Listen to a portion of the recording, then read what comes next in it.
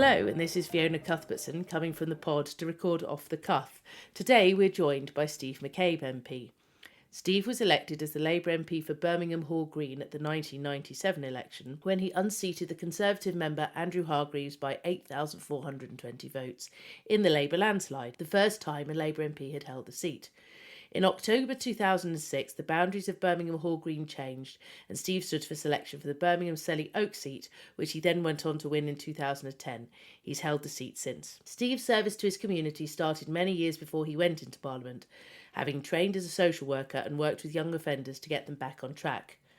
As a Member of Parliament, he spent time in the Whip's office as well as in the Home Office and Education departments.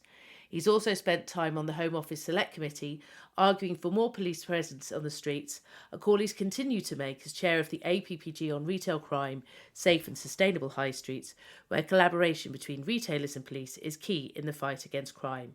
Welcome, Steve, to the show. Hi, Fiona. Nice to see you.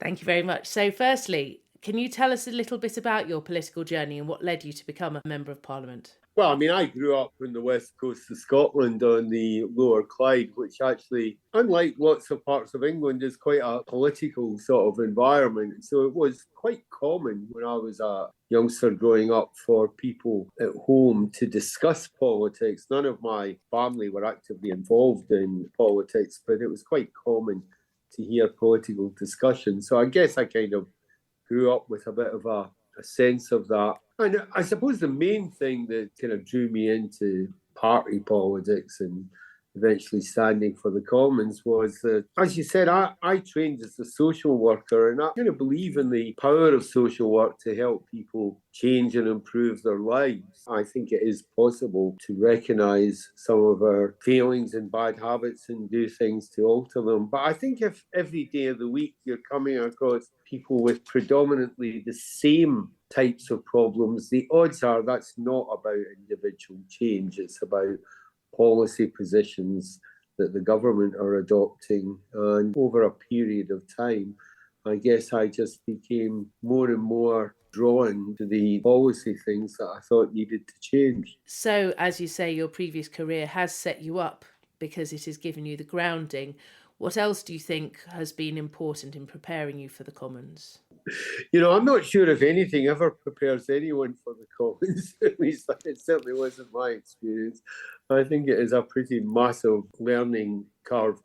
But suppose the things that I kind of relied on over the years are not to get too obsessed with the Commons. I like it. It's a great place, but it is a village. And what happens here isn't really the rest of the country. And I think it's kind of important to stay grounded with friends and people in the local community. What they're saying matters and is important. And it's often a bit different from the gossip that's running all over the Commons. Absolutely. You say that it's important to remain close to your roots. And as I mentioned in my introduction, when you won Birmingham Hall Green, it was the first time a Labour candidate had won that seat. It must have made you very proud and felt that you'd really become part of that community. Well, it did. I think it's kind of unusual when someone with an accent like mine is described as the local guy. So it probably did have that impact. I think I have to be honest and say that was about the Blair effect and the Labour swing in 97. Much as my ego would love to think differently, I don't think I should take too much personal credit for it. But it was a great achievement. We'd never won the seat before. I was pleased, and my mum was extremely proud. I'm not surprised. And you have both been in the governing party, having come into Parliament on, as you say, the crest of the wave in 1997, as well as opposition since 2010. So what's been the most unexpected feature of each of those political situations? If I'm really honest, I think when I arrived here in 97, it was pretty overwhelming. But as I reflect on it, it was overwhelming for me as a new MP, but I think it was a bit overwhelming for everyone. I think the 180-seat majority took Tony Blair and New Labour by surprise as well. And of course, we were up against an extremely despondent, smashed opposition Tory party, if you like. So it was slightly unreal. There was a kind of sense that we could do anything. Everything was possible. and people were probably all caught up in the euphoria of that. As time went on, the problems of government, the problems of being a governing party, the difficult decisions you have to take, the way you can never please everybody set in. And it got tougher, but for me, that was probably the most valuable learning of that entire experience. Opposition is very different because, however much people like to complain when they're in government, at least when you're in government, you're making real decisions and you can influence the outcomes. Opposition is much tougher. If you're someone who believes in the sort of political system we have in this country, then you want to be in power. You don't want to be in opposition. There are some people who I sometimes think enjoy opposition because in a way it's easier. You don't have the same pressures or decision making. But I think it's quite frustrating. I suppose the two things I've learned from it are, one, if you want to do anything in opposition, particularly as a backbench MP, you have to find out what MPs on the governing side are going to share your views and you might be able to work with. That's a pretty crucial first step. And the other is to try and do different things, reinvent yourself periodically. Otherwise, I think you become very stale and very disenchanted. Yes, you mentioned working cross-party as an important thing, so it is key to getting change. So what would you say was the best example of this happening in practice whilst you've been in Parliament? Well, I think the best example are always in the all-party groups. Myself, that's to some extent in select committees. I would say those are the best examples. Clearly, there was a lot of cross-party working went on during the immediate post-Brexit period, the Theresa May premiership.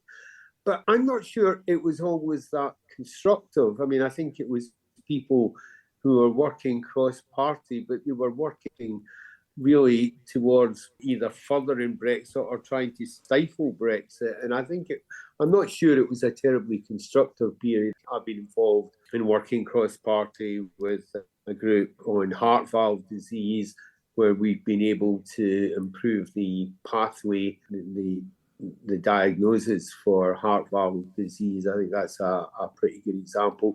You often see MPs with private members' bills who actually work with people from other parties to get their bills through. In fact, I think we saw one in the last term, time off for carers, which was a very good example of something that had broad cross-party support, and various other MPs had tried to bring it to fruition. So I think that's the kind of thing that's most useful. It is true that obviously people do bring their own passions to Parliament. So if you could be remembered for one thing, what would it be? Oh gosh, I don't know. I don't think I'm quite caught by the legacy fantasy. I would really like people to honestly say, well, at least he was pretty straight. And if when he disagreed with me, he was upfront about it. And when he said he would do something, he did it. Often the perception of politicians is not very fair. And sometimes the media doesn't help that. Sometimes we don't help ourselves. My kind of experience of people is that most people are fairly straight and do the best they can. And that's the sort of politician I'd like to be remembered as. And unfortunately, as in any kind of organisation or structure, there are some people who give it a bit of a bad name and they get a disproportionate amount of attention. Absolutely. Well, we're going to come to the 24-hour news cycle later on, but obviously we're lucky enough to work together on the issue of retail crime, as you're the chair of the APPG on retail crime, safe and sustainable high streets. And last Wednesday, we got the Prime Minister's reassurance that he expects a thorough and zero tolerance response from the police on this issue. But a recent report by the British Independent Retail Association showed that 82% of retailers don't even bother reporting physical attacks on shopkeepers. What needs to be done to change this? Well, I think the simple answer is we need much more publicity and attention about the effects of retail crime, both on the people who work in shops and the people who are trying to use them. And we need much more visible evidence that the what the government says it's going to do is actually producing results. To be fair, I had a very interesting chat with the policing minister just yesterday, actually, and I think he is genuinely committed, and my instinct is to work with him and see if we can make some progress. Again, coming back to this collaboration, well, of course, you co-chaired a reception on the very same day with Ian Paisley, which does show that it does have cross-party support. Many parliamentarians turned up to pledge their support for all retailers. So what message do you hope that the retailers walked away with that day? Well, I hope they felt that these politicians are treating it seriously, that it's not a party issue, it's a cross-party issue, and that we are all committed to trying to do something real and substantial to improve the situation. Absolutely, especially considering retailers need to sell an additional 12 items to make up for each item that's stolen. So that doesn't just impact a business regarding that one thing, does it? It does impact the retail business as a whole, especially considering the burdens on business at the moment. Yeah, well, I mean, I think that is the thing that comes across. It came up during the event you were talking about, that there is a kind of tendency to see retail crime as if it's almost of the past. Shoplifting, it's a kind of low level type of offence, maybe the sort of thing that young people engage in at a certain age, or excusable because of a person's circumstances. All the evidence these days is that's just not true. That's a complete misconception. The reality is it's often organised crime. People are stealing to order for crime bosses. It has a devastating effect on shop workers who are assaulted. It can have an effect on the family. It can, for small independent traders, maybe those who live above the shop, it can have an absolutely devastating impact. And of course, the cost is both added to the insurance, it's added to the problems of replacing stock, but ultimately the cost is imposed on the customer because things get more expensive as a result. So, I mean, it's having a debilitating impact on our economy at the very time when the government would like to see a bit of growth in the economy. Yes, and obviously you see just how the cost of living crisis has affected people in your constituency. So what are you finding is taking up most time in your Birmingham Selly Oak constituency at the moment? What are people coming to you about? I think for a lot of people, we've talked for a long time about the cost of living crisis, but I suspect that for a lot of people, it's really beginning to work through now. And so I'm coming across people who are, again, struggling with energy bills. Sometimes it is the real cost that's the problem. Sometimes, this is particularly true of elderly people, it's the fear that's the problem. We are seeing, I don't think my constituency is unique. We're seeing quite a growth in the use of food banks, surprisingly, often from people who are working at the same time. Food banks say they're struggling to cope with the demand. And I guess more than anything, there is a sense among too many people at the moment that it doesn't really matter what they do, things are not going to improve for them. So, I mean, it's bad enough that the economic indicators and the reality about rising prices or wages that have fallen behind a bit, it's bad enough that is true, that's the reality. But I think the sense of desolation and the lack of hope creates a mood and an atmosphere which makes it really difficult to make progress. And there's a lot of noise now with 24-hour news, meaning that obviously some subjects are done to death, others are missed. So what do you feel needs to be in the public's radar that isn't at the moment? Well, the combination of social media and 24-hour news means that things get a kind of scattergun approach, and it's in your face and then it's forgotten, or it's the views of a particular group and that prevails, and you could be forgiven for thinking that was a majority view. It might just be the view of a very vocal group. I think the things we should be worried about at the moment are young people unable to afford to rent. young people unable to get on the housing market, the pressures on young people of trying to put something away for a pension. You know, there are lots of groups in society who are struggling. I'm very conscious of that. But there is a sense that for the first time, we're not going forward. And so, you know, it's not so easy for the coming generation. Now, if you're in the fortunate position that you do have parents who can help you out and support you, that's great. But we know that in a time when there are so many broken families, mixed families, reconstituted families, it's tougher for a lot of people. Youngsters leaving care obviously find that very difficult. But you know, lots of young people who come from relatively stable, straightforward families, but just not rich families, are also having the same problem. So I mean, I think it's all about the impact on the next generation, and we should devote a bit more attention to them. And you do mention also the fact that people get very excited about one particular mindset or viewpoint. And this is obviously often highlighted on Twitter or social media. And you have recently defended your right to block constituents who could be rude or abusive or unhelpful. Does social media encourage people to get aggressive with those they disagree with more easily? Well, it's my view that it does. I'm always surprised when I come across people in person and I discover they're the same person I've seen some social media posts by. There was one particular incident where I had a great deal of abuse for my role in chairing Labour Friends of Israel from a particular gentleman who was, you know, well, I'm not sure I would describe his comments as anti-Semitic, but they were very close to the edge. They were certainly rude and abusive. And it turned out he was, when I finally had enough and said to the police, who is this person? Is he allowed to do this? It turned out he was like a loving grandfather and the secretary of a cycling club. And the last man on the planet you would expect to be sitting at a keyboard in the early hours, bashing out some of the most vile comments you could think of. Yes, it is amazing how social media can turn people into keyboard warriors.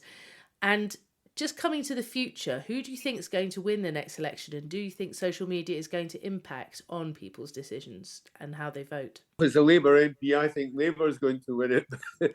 To be honest, I'm not sure the next election's a done deal yet. I hope Labour wins. I personally think the country is ready for a change, and I think Labour's job is still to convince people that we can bring about the changes they want. So I guess that would be my view.